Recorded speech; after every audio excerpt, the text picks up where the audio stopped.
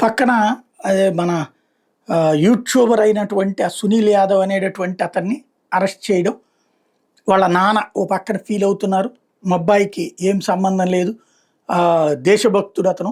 పాకిస్తాన్‌కి బైకర్‌గానే వెళ్ళొచ్చాడని జెప్పేసి. అదే సందర్భంలో మొన్న సిరాజు తర్వాతన అతనికి సిమ్రాను వీళ్ళది చూసాం. అట్లాగే జ్యోతి అనే యూట్యూబర్ సంగతి చూసాం.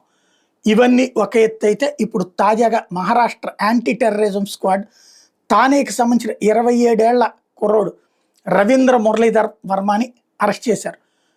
ఈ గూఢచర్య కార్యకలాపాలకు పాల్పడుతున్నాడు. ముఖ్యమైనటువంటి సమాచారం పాకిస్తాన్ ఇంటెలిజెన్స్ ఏజెంట్‌కి అప్పగిస్తున్నాడని. ఇతను హనీ ట్రాప్‌కు గురయ్యాడు. సోషల్ మీడియా ద్వారా అన్నటువంటి విషయాన్ని తేల్చారు. ఈ వర్మ జూనియర్ ఇంజినీర్‌గా ఏదైతే డిఫెన్స్ టెక్నాలజీకి సంబంధించినటువంటి కంపెనీలో జూనియర్ ఇంజినీర్‌గా పనిచేస్తున్నాడు.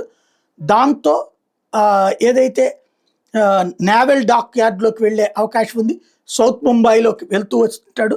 నేవల్ షిప్స్‌కి సంబంధించినటువంటి ముఖ్యమైన సమాచారాన్ని ఇతన్ని హనీ ట్రాప్ చేసి పాకిస్తాన్ పట్టింది అన్నటువంటి అంశాన్ని ఇప్పుడు గుర్తించి అతన్ని అరెస్ట్ చేశారు.